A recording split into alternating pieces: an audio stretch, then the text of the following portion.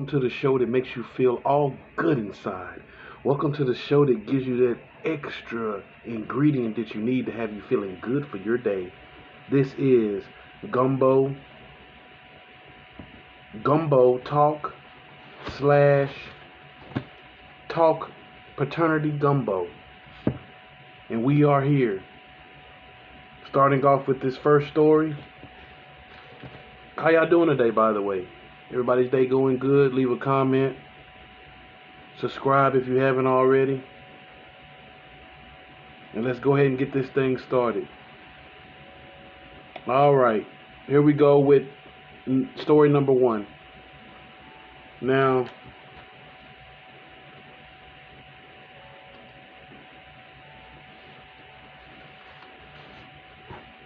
to start off with this, first we got to start off with Harvey. Harvey's a young man around 20-something years old. He meets a woman. Within 2 weeks of dating, they move in together. Also, she says she's pregnant within 2 weeks. Now, they met on a dating site, one of those dating sites, which isn't too hard to do nowadays, because everybody knows that's where the ladies are just giving it away on the social sites. They just giving that thing up. It's hot. Most pennies need a fan to go with it nowadays.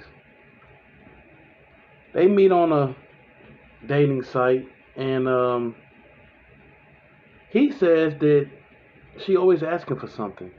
She asking for actually $496.52 worth of stuff for the baby. That he says the baby is not his, and he wants his money back when he proves to her that the baby is not his. That's his reason for coming to paternity court. Now the lady says that she can't wait to finally prove to him that this is his baby so he can start acting like a man. Yeah. But what do they all say? But anyway, we're going to go to a little footage of it.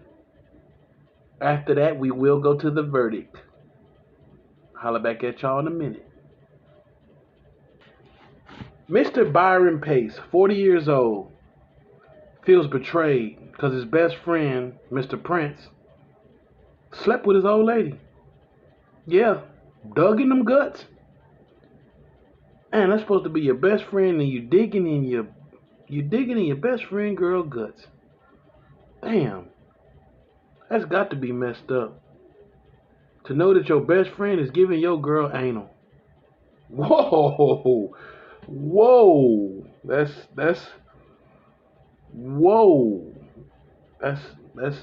wild there. She says she's made a mistake sleeping with you dirty, grimy, slimy female dog, you. But enough of the chit chat and the talk. Let's see whose baby it is. Will it be Mr. Randolph?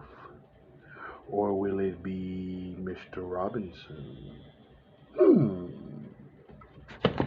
9 years old, wanting a baby girl. He once had the feeling of having a baby once, and it didn't go through.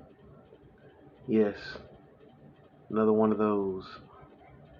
Could have had, should have had, but didn't. Anyway, when a woman tells you they're having a baby and it's your baby, of course you step up and do manly things. That's what this guy did. When she had complications and couldn't go to work during pregnancy, he stepped up, paid the bills.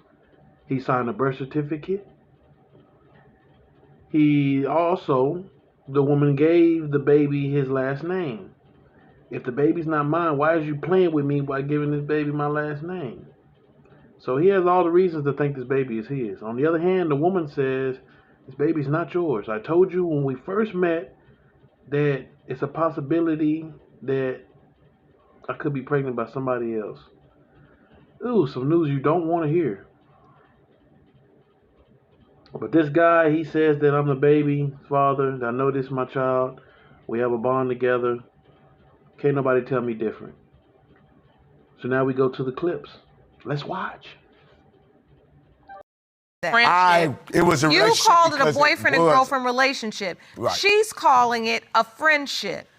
From where I'm sitting, I mean, you all are beyond on different pages. You all are in different books. And I don't mean it to be funny, because a lack of communication, I mean, it is always running as an undercurrent in paternity situations. And I have to ask you, are you saying for certain that she never told you that you might be this child's father? Is it because maybe you were so excited or you had experienced the tragic loss of the previous pregnancy? Something more than it was? No, ma'am. You're saying you did not hear her say there was another possible father? I've never known another man. She's been. That's not true. I went to work. When I told him, and I he was came home. intoxicated, and he kicked me out the same night that I told him. I disagree with that, because now I feel like you're trying to make me feel some kind of way, because if I was such a good friend, a friend doesn't do that to a friend. You kicked me out every other night. How can I live with somebody like that? She was pregnant. I cut the umbilical cord. I signed the birth certificate. After the baby was born, we left the hospital together. Matter of fact, her mother picked me up to go have when the baby was being delivered. Her own mother drove me to the hospital. So, Ms. Day, was he present as the father of this child at the hospital? He was present, yes, he was. But he was present because he wanted to be. I asked him not to sign my baby's birth certificate until we get a DNA. And he did it anyway. No. So you're execution of birth certificates.